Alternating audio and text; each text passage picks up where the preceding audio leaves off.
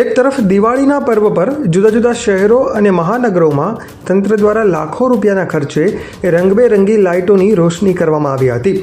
જોકે ચોટીલા હાઈવે પર દિવાળીના પર્વ પર પણ અંધકાર હતો. ચોટીલા શહેરી વિસ્તારમાં હાઈવે પરની સ્ટ્રીટ લાઇટો ઘણા સમયથી બંધ હાલતમાં છે, જેને કારણે વાહન ચાલકોને અકસ્માતનો ભય સતાવી રહ્યો છે.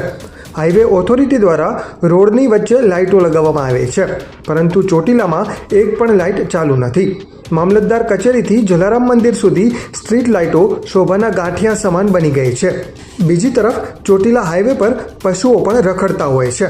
રાત્રિના અંધારામાં વાહન ચાલકોને રોડ પર રખડતા પશુઓ સ્પષ્ટ દેખાતા નથી, જેને લઈને અકસ્માત થવાનો પણ ભય રહે છે.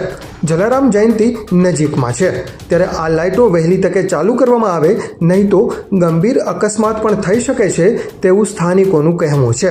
લઘુભાઈ દાદલનો અહેવાલ, ચોટીલા.